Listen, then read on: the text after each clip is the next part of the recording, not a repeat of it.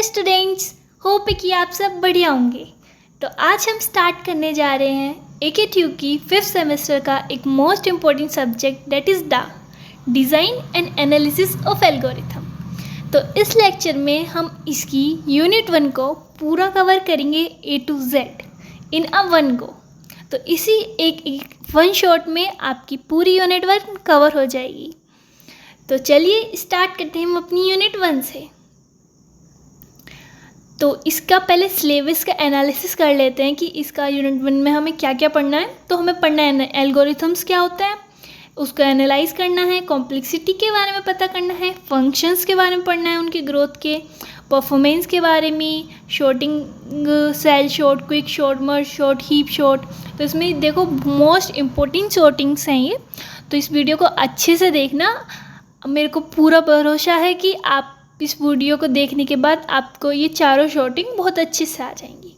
ठीक है, फिर हम इनको कंपेयर करेंगे और फिर शॉर्टिंग इन लीनियर टाइम देखेंगे। तो स्टार्ट करते हैं हम अपनी एल्गोरिथम से। तो देखो एल्गोरिथम क्या होता है, तो लैंग्वेज में देखें तो is a sequence of computational steps that transform input into output.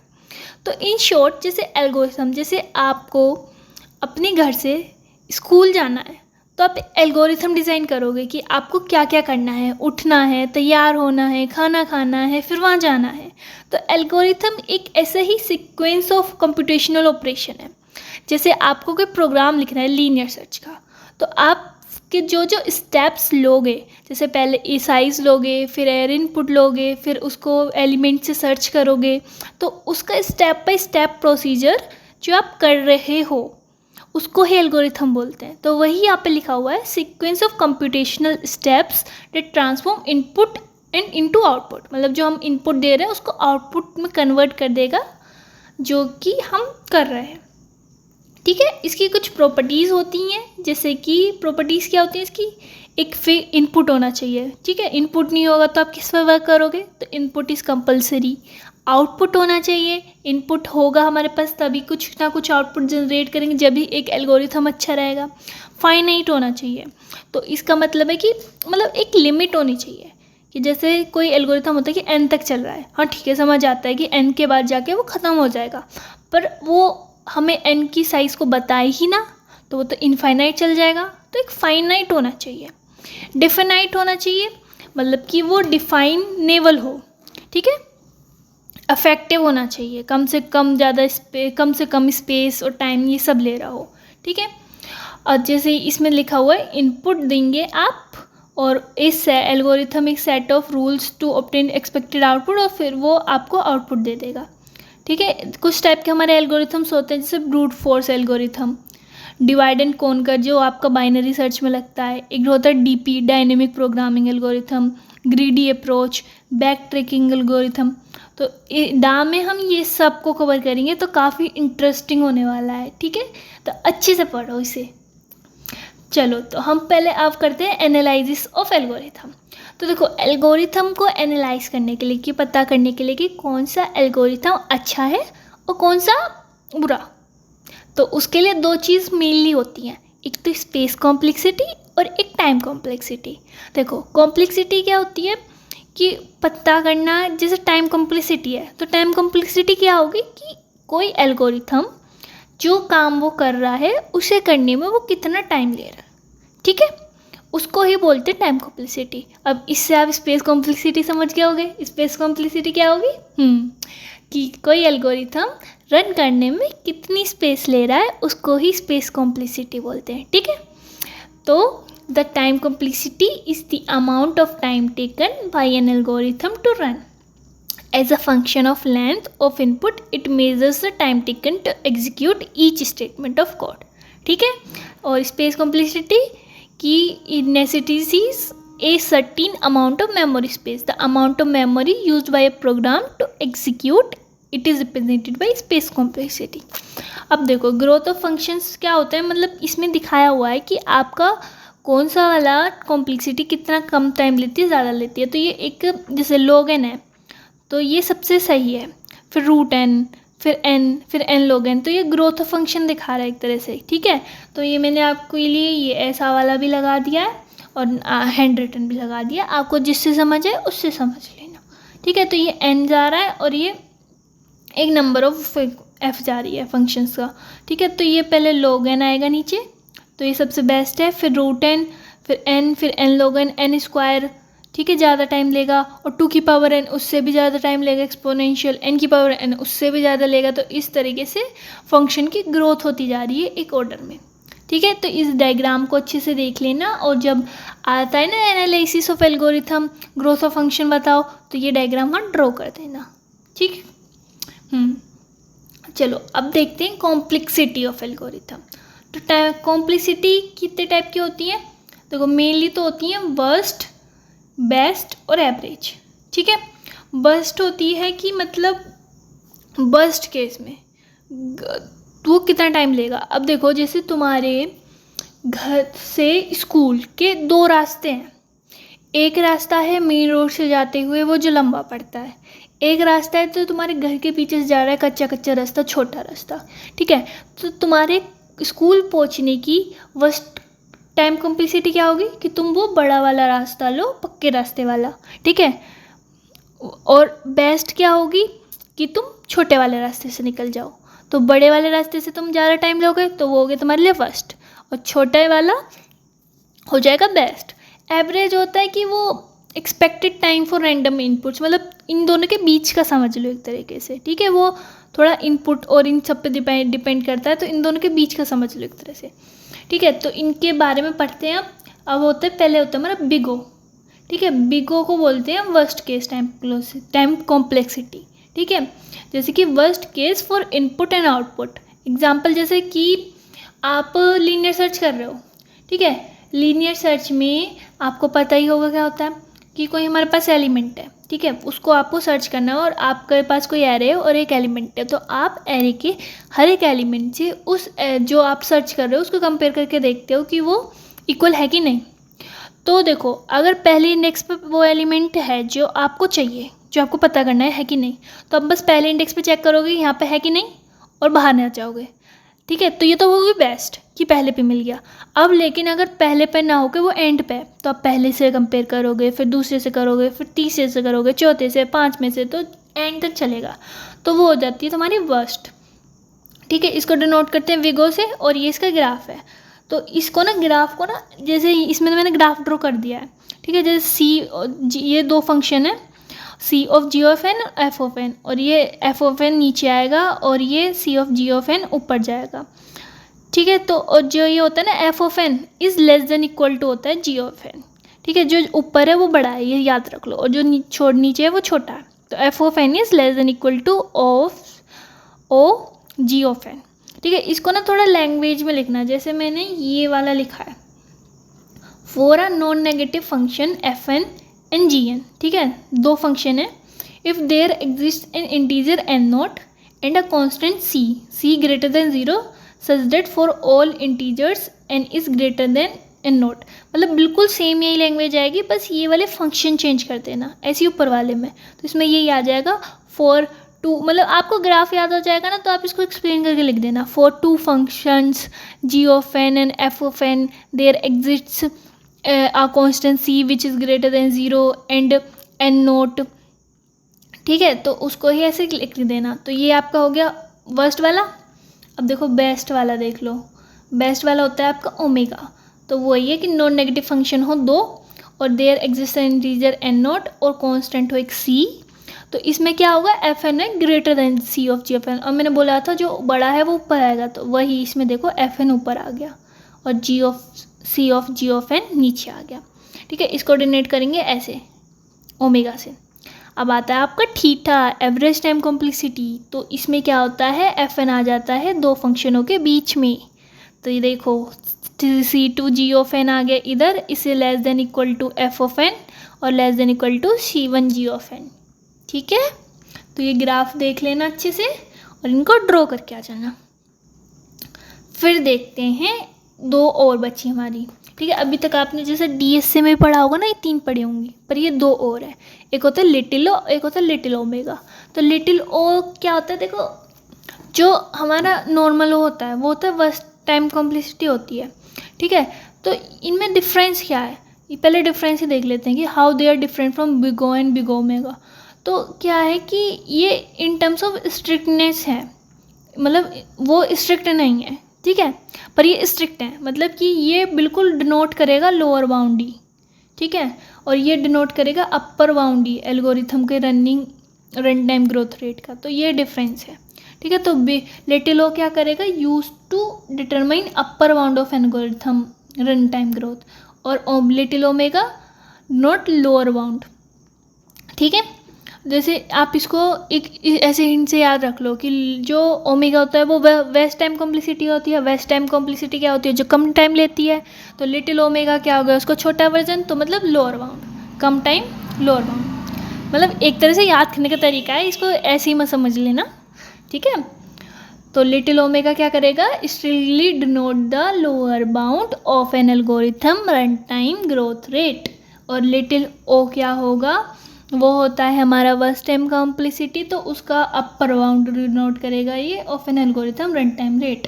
और इसको डिनोट करते हैं ऐसे, और इसमें इसको ऐसे लिख के आना कि limit n tends to infinity fn/gn equal to 0, और इसमें ये करेगा इन्फिनिटी को। अच्छा ठीक है, तो ये दोनों आपको समझ आ गए होंगे। चलते हैं आगे। आपको इसमें जो भी ऐसी कोई चीज़ लग रही हो ना, जो समझ ना आ रही हो, पहले तो एक बार वीडियो रिवाइंड करके देख लेना, फिर तब भी समझ ना आ रही हो फ्रीली कमेंट करो, दोबारा वीडियो बना देंगे, कोई दिक्कत वाली बात नहीं है। उसी टॉपिक की स्पेशली उसको डीप में समझा के, ठीक है, कोई दिक्कत नहीं है, अपना चैनल समझो, ठीक है। तो अब देखते हैं रिलेशन बिटवीन इन सब के बीच का रिलेशन। तो देखो इसमें मैंने हैंड रिटन लगा दिया है और वैसा वाला भी लगा दिया, आपको जिससे समझ आए उससे समझ लेना, ठीक है। तो अब देखो ये है कि कौन सा, मतलब ग्राफ एक तरह से उनका रिलेशन। तो पहले आता है आपका लिटिल ओमेगा, ठीक है, फिर ओमेगा, फिर आपका आता है थीटा, फिर बिग ओ, और फिर स्मॉल ओ, ठीक है। और ये इनके अंदर है कि बीच में तो आ जाता है आपका एवरेज वाला, ठीक है, फिर स्मॉल वाला इधर और बड़ा वाला इधर, ये छोटा वाला इधर और बड़ा वाला इधर, ठीक है। तो ये एक बार देख लेना इनका ग्राफ वगैरह, ठीक है। ये ड्रॉ ज़रूर कर देना अगर आता है टाइम कॉम्प्लेक्सिटी के बारे में पूछने के लिए, ठीक है। और ये एरो का ध्यान रखते हुए कि लिटिल ओमेगा ऐसे जा रही है और बिग ओमेगा ऐसे, और ये वाले ऐसे जा रहे हैं दोनों, इनकी स्टार्टिंग एक ही है, पर ये छोटा वाला इधर हो जाता है, बड़ा वाला इधर, और फिर FN, ठीक है। चलो चलते हैं आगे। अब देखते हैं ग्रोथ ऑफ फंक्शन। तो ग्रोथ ऑफ फंक्शन क्या होता है, मतलब ये डिस्क्राइब करता है how the run time of an algorithm change as the input size and increases. मतलब कि जैसे जैसे साइज़ बढ़ रही है वैसे वैसे रन टाइम पे क्या फ़र्क पड़ रहा है, ठीक है। It provides insights how scalable the algorithm is for large data sets, ठीक है। अब जैसे क्या है, algorithm with smaller growth rates like logarithm in constant time tends to perform better with large inputs. हमने देखो ऊपर देखा था ना, ये कहाँ गया, ये रहा कि लोगन वाला ज़्यादा वेस्ट रहता है, ठीक है। तो ये वही ये लिख रहा है, ठीक है। अब देखते हैं कि कॉमन ग्रोथ रेट से देख लेते हैं, ठीक है। तो एक होता है हमारा O((1). O((1) क्या होता है, मतलब जैसे कि आपके पास कोई एरे है, आपको कोई एलिमेंट लेना है 5th इंडेक्स का, तो आप सीधा लिख दोगे एरे एट 5, है ना। तो वो ही हो गया O((1) टाइम कॉम्प्लेक्सिटी, ठीक है। मतलब डायरेक्टली जो चीज़ चाहिए वो ले लिया आपने, ठीक है। अब लोगरिथम वाली कहाँ होती है, जहाँ पे आप किसी प्रॉब्लम को रिड्यूस कर रहे हो, ठीक है। जैसे कि ये लिख रहा है reduce the problem with each step, the number of operations increases logarithmically as the input size increases. तो मतलब जैसे कि बाइनरी सर्च में होता है, डिवाइड होता रहता है, तो मतलब जो हर एक स्टेप के साथ आप उसको डिक्रीज करते जा रहे हो। इसमें ऐसा आ जाएगा कि कभी कभी 2 की पावर में जाता है ना, मतलब 2 की पावर में वो डिवाइड होता रहता है 2 से, है ना। जब 2 से डिवाइड होता रहता है तो वो लोगरिथम वाले में आ जाता है, जैसे बाइनरी सर्च में होता है ऐसे वाले में, ठीक है। OFN क्या होता है, जैसे लीनियर सर्च होती है तो आप उसमें आपको पूरा एरे ट्रेवर्स करना पड़ता है ना, तो वो OFN। जैसे आया आपको कोई एरे प्रिंट कराना है तो 1 से लेके N है साइज़, तो वो 1 से लेके N तक चलेगा ना, तो होगी O of n। Time complexity निकालनी आती है ना आपको, ऐसे करके निकालते हैं 4 × i = 0, i n। अगर एक लूप है तो वो कितनी बार चलेगा, O ऑफ n। और अगर दो लूप है, नेस्टेड दो लूप हैं, तो वो, और दोनों की साइज़ n है, तो वो कैसे चलती है, O of n of square. ठीक है, अगर कुछ भी समझ ना आ रहा हो तो बता देना कमेंट सेक्शन में, दोबारा मतलब उस टॉपिक से रिलेटेड अच्छे से वीडियो बना देंगे। और ठीक है, कोई दिक्कत नहीं है।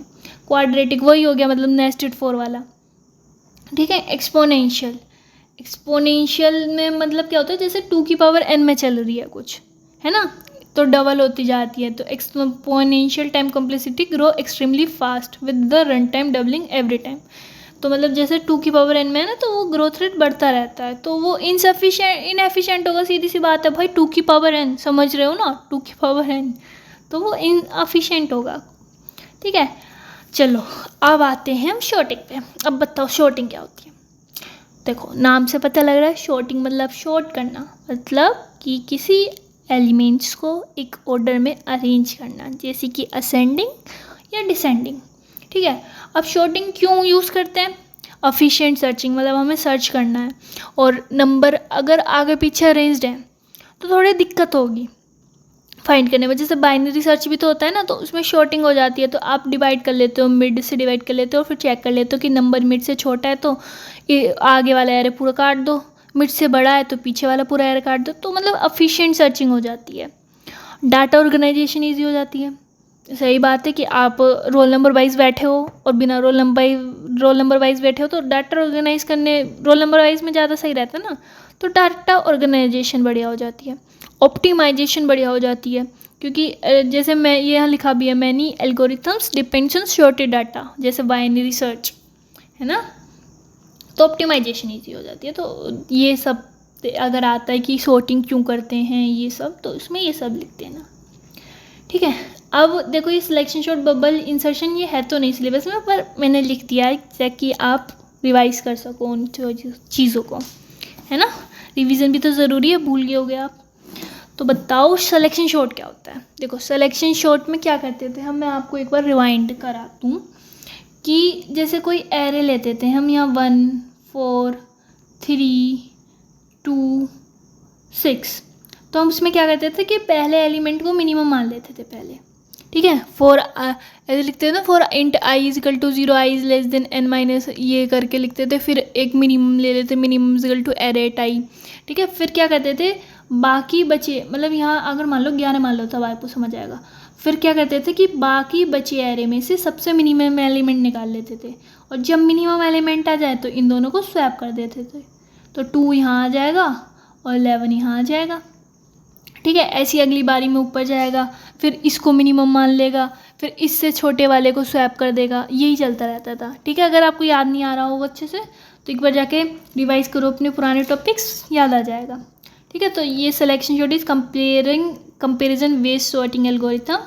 It sorts an array by repeatedly selecting the smallest element from the unsorted portion, swapping it the first unsort. मतलब वही समझ लो कि आप पहले एलिमेंट को मिनिमम मान रहे हो, और फिर बाकी अगर असेंडिंग में करना है, फिर बाकी जितना एरे बच रहा है उसमें से मिनिमम एलिमेंट निकाल के उसको उस एलिमेंट से स्वैप कर देना। बबल शॉट क्या होता है, देखो बबल शॉट में कुछ नहीं था, आपस में कंपेयर करके एक स्वैप करते रहते थे। अब जैसे यही लिखा है 11 4 3 2 6, तो ये इन दोनों को चेक करेगा। अब 4 छोटा है तो 4 यहाँ आ जाएगा, 11 यहाँ आ जाएगा, फिर 11 3 के साथ कंपेयर करेगा, 3 यहाँ आ जाएगा, 11 यहाँ आ जाएगा, फिर 2 के साथ करेगा, 2 यहाँ आ जाएगा, 11 यहाँ आ जाएगा। ठीक है, तो बबल शॉट वो वाला था कि repeatedly swapping the adjacent element if they are in wrong order. ठीक है, चलो इंसर्शन शॉट क्या होता था।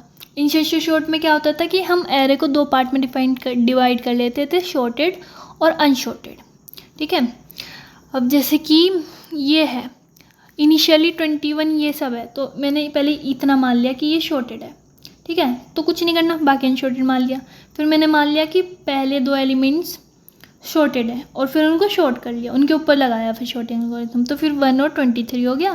तो ये पार्ट आपका शॉर्टेड हो गया और ये पार्ट अनशॉर्टेड हो गया।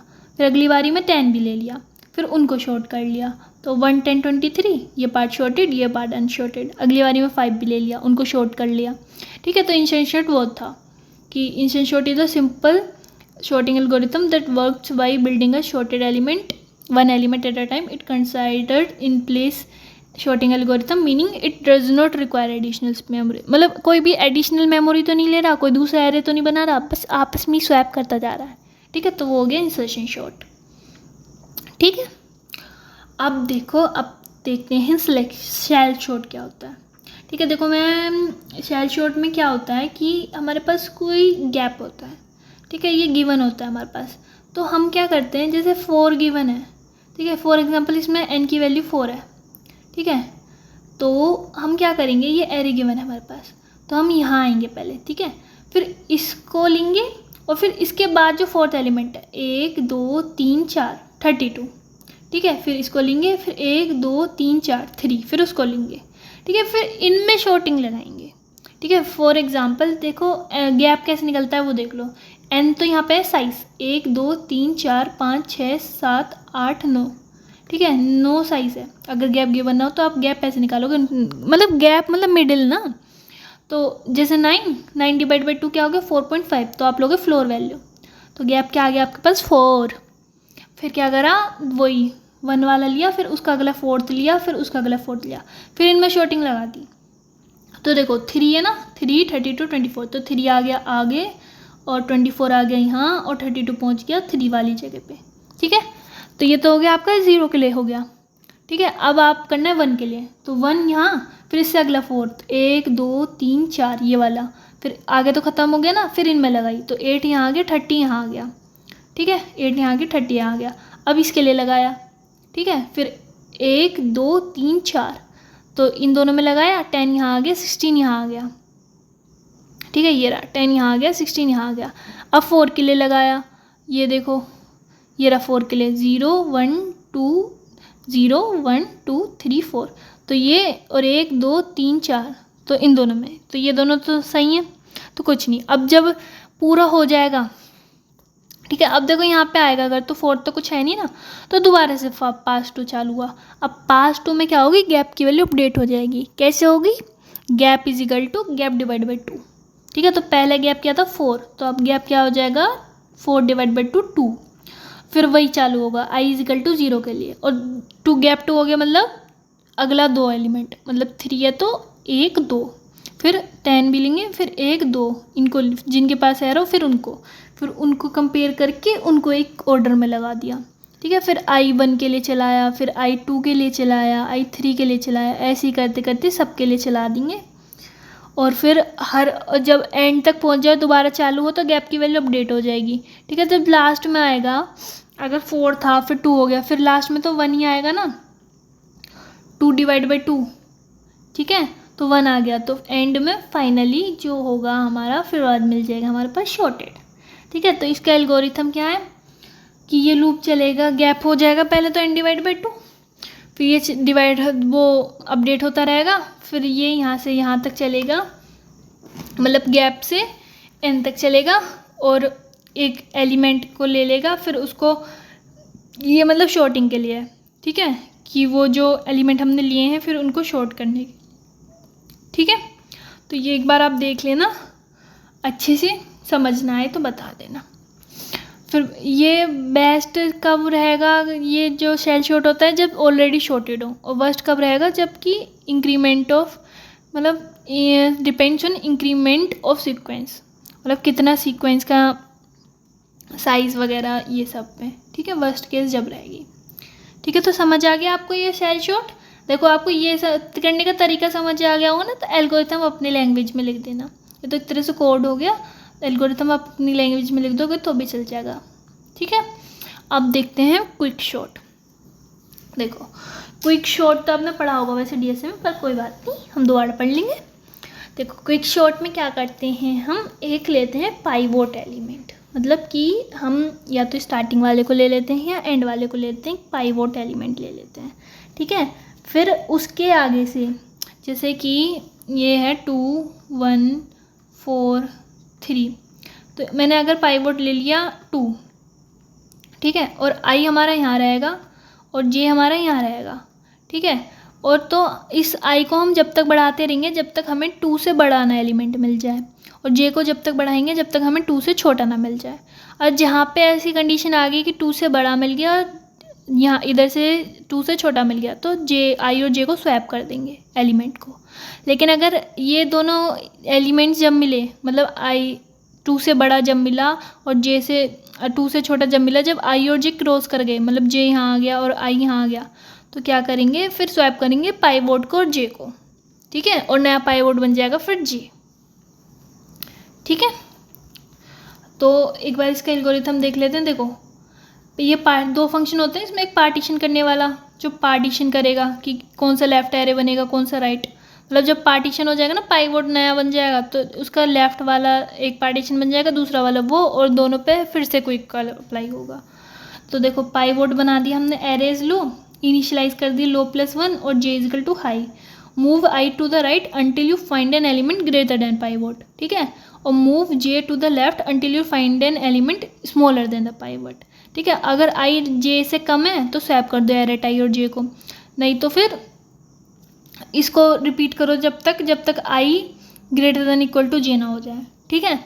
और जब ये कंडीशन हो जाए तो बाहर आके पाइवोट को स्वैप कर दो एक तरह से, ठीक है। और कोई शॉर्ट वाला फंक्शन तो सिंपल है कि जब तक लो इज़ लेस देन हाई तो पहले पार्टीशन वाला कॉल करेगा, ठीक है, पार्टीशन से हमें पता लग जाएगा किस पॉइंट पर पार्टीशन हो रहा है इससे, और फिर दोबारा वो फंक्शन को कॉल करेगा एक, क्योंकि पार्टीशन कर देगा, जैसे यहाँ से पार्टीशन हुआ तो एक लेफ़्ट एरे बन गया एक राइट एरे बन गया, तो फिर लेफ़्ट एरे के लिए अलग से कॉल किया और राइट के लिए अलग से कॉल किया, ठीक है, ऐसे ही चलता रहेगा।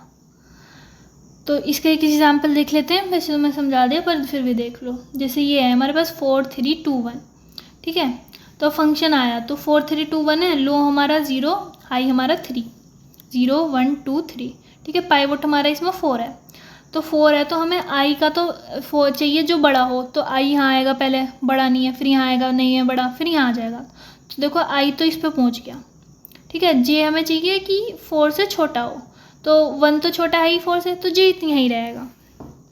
तो क्या करेगा फिर ये कि देखो ये वो कर गया स्वैप विद एरेट जे, ये एक दूसरे को वो कर गए ना आपस में स्वैप, क्योंकि आई 4 पे पहुंच गया, देखो ना 0 1 2 3 आई 4 पे पहुंच गया, क्योंकि इसे छोटा नहीं बड़ा नहीं मिला, आई को तो बड़ा वाला चाहिए ना, इंडेक्स है 4, कन्फ्यूज मत हो जाना।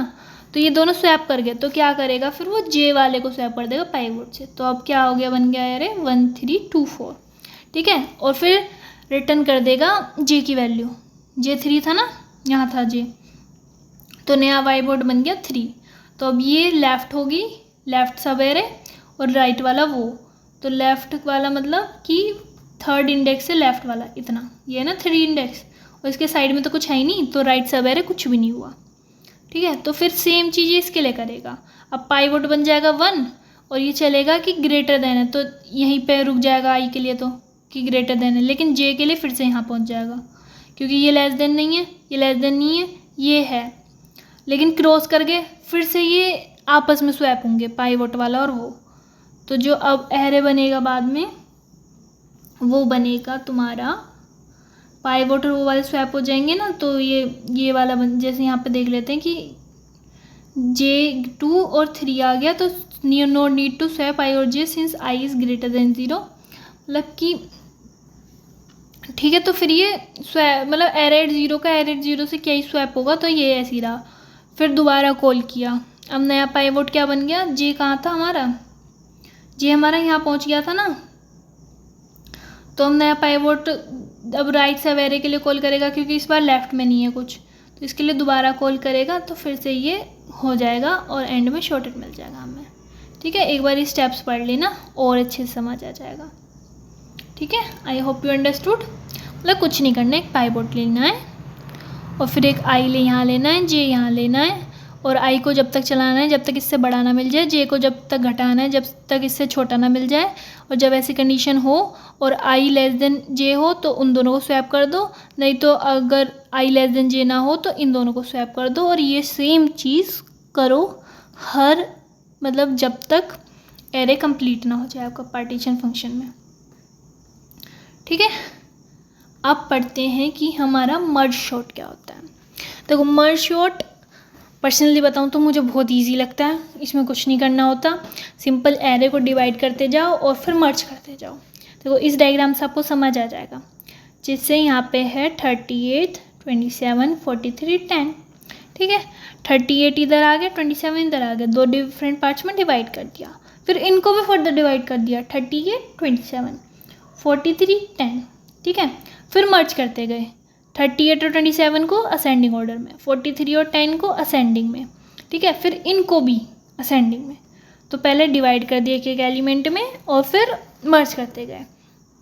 तो देखो ये तो है तुम्हारा डिवाइड वाला पार्ट कि जब तक left is less then right, जब तक मतलब ये वाला और ये इससे कम है जब तक तो चलेगा। और बार बार मिडिल निकाल लिया, और मिडिल निकालने के बाद ये वाला फंक्शन मतलब ये दोबारा कॉल कर दिया जिससे ये डिवाइड होता जाए। A left middle, A middle plus pen right, मतलब ये वाला पास करा पहले इसमें और फिर ये वाला पास करा, फिर इन पे भी सेम चीज़ वो होगी।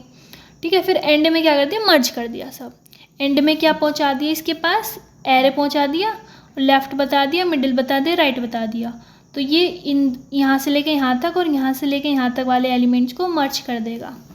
मतलब कि जैसे इसके पास ये पहुंचा, ठीक है, ऊपर वालों के पास भी, पर ये वाला देख लेते हैं, ये पहुंचा तो ये इसको और इसको असेंडिंग ऑर्डर में अरेंज कर देगा।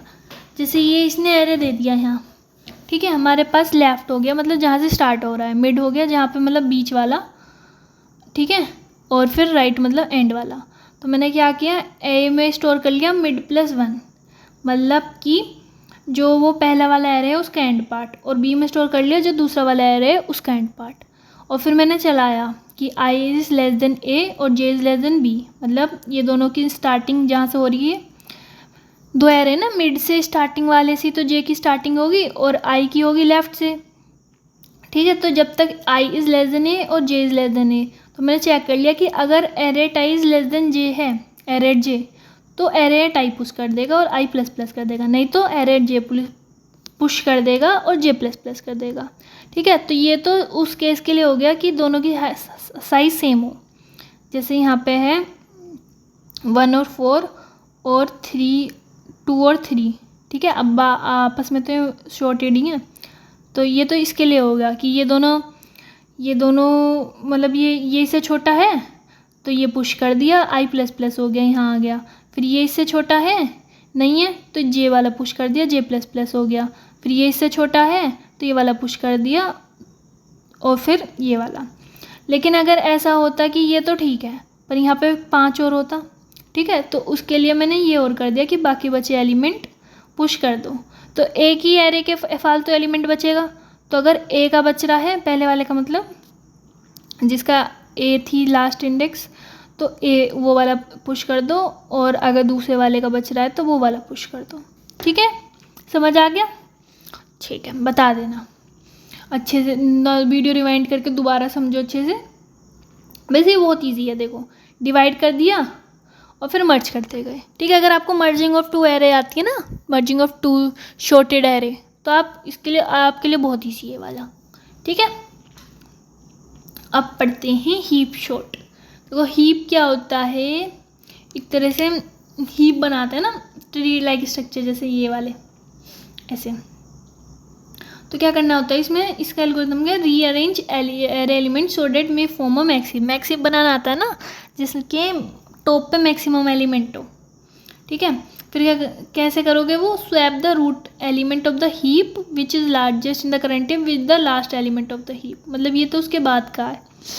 ठीक है, ये देखो एग्जाम्पल समझते हैं।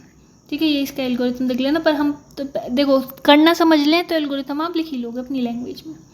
जैसे हमारे पास ये था, ये पहले हमें नॉर्मल लिखना है, 4 लिख दिया, 3 लिख दिया, 7 लिख दिया, 1 लिख दिया, 8 लिख दिया, 5 लिख दिया। अब इसको मैक्स हीप में कन्वर्ट कर दो। मैक्स हीप में मतलब कि जो मैक्सिमम एलिमेंट है उसको ऊपर पहुँचाते रहो, यहाँ से स्टार्ट करते करो 5 से। जैसे 5 है, कोई ज़रूरत नहीं है ऊपर पहुँचाने की। 8 है तो 8 को यहाँ पहुँचा दिया, 3 को यहाँ पहुँचा दिया। ठीक है, तो यहाँ 8 आ गया अब। ठीक है, तो और यहाँ पे आए तो यहाँ पे 7 है, तो यहाँ पे देखो 8 है तो 4 को नीचे, बड़ा कौन सा इनमें से, तो 4 को नीचे पहुँचा दिया और 8 को ऊपर पहुँचा दिया। ठीक है, तो बन गया मैक्स हीप। अब हर जगह सबसे टॉप पे मैक्स एलिमेंट है, तो अब लिखोगे कैसे, तो क्या करना है, जो रूट एलिमेंट है उसको सबसे कोने पे जो है उससे वो कर दो स्वैप, तो 5 ऊपर पहुंच गया और 8 को हमने बाहर निकाल लिया। ठीक है। हाँ, तो जैसे कि 5 था तो 5 को देखो लीफ वाले स्वैप करेंगे तो 7 बचा, तो 5 को नीचे पहुंचा दिया, 7 को ऊपर पहुंचा दिया। देखो ये रहा ना। अब ये देखो 7 है, लीफ वाला देखेंगे, 5 वाले का काम तो हो गया, तो 3 को ऊपर पहुंचा दिया और 7 को नीचे पहुंचा के लाइन में लगा दिया। ठीक है। अब 3 है तो फिर से इसका लीफ क्या हुआ 5 को ऊपर पहुंचा दिया, 3 को नीचे पहुंचा दिया। ठीक है 5। अब इस वाले का लीफ देखेंगे। ठीक है, 1 ऊपर पहुंचा दिया और 5 को बाहर निकाल लिया। तो मतलब एक तरीके से आप बस शो कर देना इसको, आपको भी एंड में पता है कि शॉर्टिंग में आएगा। ठीक है, तो ज़्यादा दिमाग लगाने की ज़रूरत नहीं है। अगर करने का तरीका है तो बस ये तो आपको पता ही है कि क्या लिखना है आपको, कि remove the last element of the heap which is now in correct position, be mainly reduce the heap and do not remove the element from actual array. मतलब कि जो ऊपर है ना उसको लीफ वाले से रिप्लेस कर दिया। जैसे यहाँ 5 और 7 था, ठीक है, तो 7 को ऊपर पहुँचा दिया, मतलब एक तरीके से मैक्सिमम वाले को ऊपर पहुँचा दिया और फिर उसको स्वैप करके बाहर निकाल लिया। अब जैसे यहाँ था तो इसमें तुम्हें पता है कि अभी 7 बच रहा है, तो 7 को ऊपर पहुँचा दिया, 5 को नीचे पहुँचा दिया। ठीक है, और फिर उसको जो उसके अगला वाला मिनिमम उसको स्वैप करा। ठीक है, 3 यहाँ पहुँच गया, अब 7 बाहर निकाल दिया। अब तुम्हें पता है 5 इससे बड़ा है तो पहले 5 पहुँचा दिया।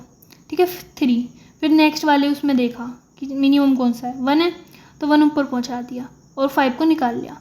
अब ये देखो इसमें से बड़ा कौन सा है, 4, तो 4 को ऊपर पहुँचा दिया और फिर ऐसे लिख दिया, मतलब एक तरफ से एक बार इधर से ले लिया, एक बार इधर से, तो अब 3 को पहुँचा दिया, तो 3 और 1 हो गए, 4 फिर से लाइन में लग गया। अब 1 ऊपर पहुँच जाएगा, 3 नीचे आ जाएगा, ऐसे करके। ठीक है, तो एक तरीके से इसने पहले इसमें से स्वैप करा और फिर इस वाले में से किया। देखो मैक्सिमम था ना इसमें, तो ये वाला किया और फिर इसमें से करके वो बाहर निकाल लिया। ठीक है, समझ आ गया हीप शॉट। चलो मेनली तो ये होता है कि मैक्स हीप बना दो आप और एक तरह से शॉर्टिंग दिखा दो, और मतलब मैक्स हीप बनाना है तो मैक्स हीप बना दिया उसका और फिर पॉपिंग का ऑपरेशन कर करके दिखाते रहे। अब देखो शॉर्टिंग इन लीनियर टाइम क्या होती है, मतलब कि लीनियर टाइम कॉम्प्लेक्सिटी में शॉर्टिंग तो ये कौन कौन करते हैं, काउंटिंग शॉर्ट, रेडिक्स शॉर्ट और बकेट शॉर्ट। ठीक है, तो ये क्या होती है, शॉर्टिंग एल्गोरिथम होती हैं जो कि टाइम कॉम्प्लेक्सिटी देती हैं ऑफ एन की। तो देखो काउंटिंग शॉर्ट में क्या कहते हैं कि ये जब एफिशिएंट होता है कि जब हमारे पास जो integer input is small as compare to input size, मतलब कि efficient when the range of integer in the input is small as compare to input size, मतलब जो इनपुट साइज है तो उसमें जो रेंज है इंटीजर्स की कि कहाँ तक पहुँच रहे हैं वो इनपुट साइज से कम है, तो इसकी टाइम कॉम्प्लेक्सिटी होती है ऑफ एन और के। ठीक है, ऑफ एन और के समझ रहे हो ना, आपकी एक 2 लूपों की एक लूप एन तक चल रहा हो और ये लूप खत्म होने के बाद फिर एक लूप हो कि जो के तक चल रहा हो, ये हम एंड में पढ़ेंगे ये तीनों चीज़। ठीक है, वैसे समझने के लिए, लेकिन फिर भी हम करना सीख लेंगे एक बार। रेडिक्स शॉर्ट क्या होता है कि जो रेडिक्स वाइज वो शॉर्ट करता है, जैसे कि मेरे पास 3 और 2 है और 4 और 1 है, तो पहले अगर मैं शॉर्टिंग करूँ ना तो पहले आ जाएगा 41, क्योंकि पहले ये वंस प्लेस देखेगा, तो 41 और फिर 32 आएगा। ठीक है, और फिर देखेगा ये 10th प्लेस। ठीक है, तो फिर ये इन दोनों को स्वैप कर देगा, तो 32 पहले आ जाएगा, 41 आ जाएगा, मतलब एक तरह से रेडिक्स देखता है। तो इसकी टाइम कॉम्प्लेक्सिटी कितनी होती है, O of D into N plus K. ठीक है, और एक होता है बकेट शॉर्ट, तो ये सब जो है ना ये लीनियर टाइम शॉर्टिंग कर रहे हैं। अब बकेट शॉर्ट क्या होता है, distribute element in different bucket, short each bucket individually. ठीक है, जो कि ऑफन यूज होता है एल्गोरिथम्स लाइक इंस्टेंशन शॉर्ट वगैरह में। ठीक है, इसकी होती है ऑफ एन। ठीक, अब कंपैरिजन कर लेते हैं इन जो हमने मतलब जो मेनली आपके सिलेबस में है, quick sort, merge sort, heap short और शेल शॉर्ट, इनके उसमें परफॉर्मेंस प्रोज कॉन्स इन सब में। तो देखो क्विक शॉर्ट जो होता है ना उसकी एवरेज जो है वो है एन लॉग एन, वर्स्ट है ओ एन स्क्वायर। ठीक है, मर्ज और हीप की जो है आपकी वो ओ ऑफ एन लॉग एन ही है दोनों की। ठीक है, और जो शेल शॉर्ट है वो गैप पे डिपेंड करेगा कि कितना गैप है, कितना साइज और कितना गैप निकल रहा है उसका, है ना। और प्रोज क्या है इसके क्विक शॉर्ट के, कि इन प्लेस है, कोई ज़्यादा स्पेस यूज़ नहीं कर रहा, लेस मेमोरी यूज़ कर रहा है। मर्ज शॉर्ट क्या होता है, स्टेबल होता है, मेंटेन्स द ऑर्डर और equal elements and divides the list consistently. ऐसी हीप शॉर्ट होता है, इन प्लेस होता है, मतलब आपस में तो स्वैप करता जा रहा है, कोई एडिशनल मेमोरी थोड़ी ले रहा है नहीं। ऐसी सिंपल वो सेल शॉर्ट है कि सिंपल है वो इम्प्लीमेंट करना, कि गैप ले लो और फिर स्वैप करते रहो, ठीक है। तो इन प्लेस हैं दोनों और ये सिंपल है, और इन दोनों का होता है O of N log N, और ऊपर वाले का क्विक शॉर्ट का ओ एन स्क्वायर होता है बर्स्ट वाला, और ये गैप डिपेंड करता है। कौन्स क्या है इनके, पुअर बर्स्ट केस परफॉर्मेंस होता है क्विक शॉर्ट का, क्योंकि in worst case it can lead to unbalance partition में ओ एन स्क्वायर तक जा रहा है ना, तो वर्स्ट केस वाले टाइम में। जो मर्ज शॉर्ट है वो रिक्वायर एडिशनल स्पेस, क्योंकि देखो वो डिवाइड होता जा रहा है, तो ज़्यादा बार बार इतने सारे एरे बन रहे हैं, तो ज़्यादा स्पेस ले रहा है वो, है ना। हीप शॉर्ट क्या होता है, नॉट स्टेबल एंड स्लोअर होता है थोड़ा, ठीक है। The way the elements are arrange in the heap can change the relative order of equal elements, ठीक है। और क्विक शॉर्ट से थोड़ा स्लो होता है। शेल शॉर्ट में क्या, sensitive to gap sequence choice, the performance can vary depending on the gap sequence. अच्छा, मतलब कि कैसे गैप ले रहे हैं, तो उसके बेसिस पे परफॉर्मेंस थोड़ा इसका रिड्यूस हो जाता है, ठीक है। अब देख लेते हैं काउंटिंग, रिडिक्स और बकेट शॉर्ट। तो देखो काउंटिंग शॉर्ट में क्या होता है, काउंटिंग शॉर्ट में देखो पहले तो हमारे पास कोई एरे होता है, ठीक है। जैसे हमारे पास ये इनपुट एरे है, और इनपुट जो ये इनपुट एरे है ना, तो इसमें देखेंगे कि मैक्सिमम एलिमेंट कौन सा है। जैसे इसके अंदर है मैक्सिमम एलिमेंट हमारे पास 5, ठीक है। तो हम एक और एरे बनाएंगे, काउंट एरे, उसी ही लेंथ का, 5 था ना, तो 5 लेंथ का, मतलब कि मैक्स प्लस 1 वैसे करके, तो 6, ठीक है। जो मैक्सिमम एलिमेंट है प्लस 1, उस लेंथ का हम एक काउंट एरे बनाएंगे। काउंट एरे बन गया। फिर काउंट एरे में क्या करना है कि हमें उस मतलब कि जो इस वाले एलिमेंट में, इस वाले एरे में sorry, in count array store the count of each unique element of the input array eight their respective indexes. तो इसमें इनकी मतलब कि एक तरह से काउंट स्टोर करना है। जैसे कि 0 है, तो 0 इसमें कितनी बार आ रहा है, 1 2, तो 2 आ गया। 1 है, 1 कितनी बार आ रहा है, एक भी बार नहीं आ रहा, तो 0। 2 है, तो 2 कितनी बार आ रहा है, 2 बार। 3 बार आ रहा है। तो एक तरह से काउंट एरे में मतलब काउंट स्टोर कर लेना है हर एलिमेंट का जो उसमें है, ठीक है। फिर स्टेप 4 में क्या करना है, जो मतलब कि ऐसे करके दो, जैसे फिबोनाची सीरीज होती है ना, 2, और अगले इंडेक्स पे क्या आएगा 2 + 0, फिर अगले पे क्या आएगा 2 + पीछे वाला 2, तो ऐसे करके सबके लिख लेना है। मतलब कि उसका वो वाला एलिमेंट और उसके पीछे वाला एलिमेंट वो, जैसे कि यहाँ पे 2 आ गया था, तो 2 + 2 4, तो यहाँ 4 है, 4 + 3 7, 7 + 0 7, 7 + 1 8, ठीक है। पहले नॉर्मल एरे, फिर काउंट एरे बनाना है मैक्स एलिमेंट प्लस 1 साइज़ का, फिर काउंट एरे में काउंटिंग स्टोर कर देनी है, फिर उसके पीछे पीछे एलिमेंट वाले का जैसे एक तरह से फिबोनाची सीरीज करके लिख देना है। फिर देखो फिर क्या करना है, फिर एक और एरे बनेगा आउटपुट एरे, और उसमें मैपिंग कैसे होगी, output array count array at input array i -1 = input array i. मतलब कि जैसे ये देखो, जैसे ये एलिमेंट एरे है, ठीक है, तो मैं 7 वाला देखना है मुझे, तो 7 पे 3 है, ठीक है। तो ये एरे काउंट एरे में इस थर्ड इंडेक्स पे जो एलिमेंट है 7 -1, जो ये इंडेक्स आया उस पर 3 मैप हो जाएगा। मतलब कि जो इंडेक्स पे जो वैल्यू है उस इंडेक्स पे काउंट एरे में जो नंबर है वो -1 उस इंडेक्स पे ये एलिमेंट स्टोर हो जाएगा। तो जैसे ये है, तो इसमें क्या है, 0 पे क्या है 2, तो 2 इंडेक्स पे काउंट एरे में क्या है 3, तो 3 - 1 मतलब 2, तो 2 पे क्या आ जाएगा 2। तो ऐसे करके जब सारे इंडेक्स देख लेंगे ना, तो हमारे पास एक आउटपुट एरे आएगा और वो शॉर्टेड आएगा, ठीक है। और ये काउंट एरे साथ साथ में जब ये वाले स्टेप कर रहे हो ना, तो काउंट एरे को अपडेट भी करते रहना। अपडेट कैसे करोगे कि जो वैल्यू है -1 कि मतलब जैसे कि यहाँ 7 है ना, तो ये जो वाला इंडेक्स था ना, ये वाला इंडेक्स -1 होता रहेगा। काउंट एरे इनपुट इंडेक्स, मतलब कि जैसे ये यहाँ पे आया तो यहाँ अगली बार जब ये वाला स्टेप हो जाएगा ना, यहाँ 6 हो जाएगा। जैसे यहाँ था तो यहाँ जब अगला स्टेप होगा ना तो यहाँ हो जाएगा 2, है ना। तो ये काउंट एरे भी अपडेट होता रहेगा, बस काउंट एरे इस वाले में अपडेट होता रहेगा आउटपुट एरे वाले की तरह, ठीक है।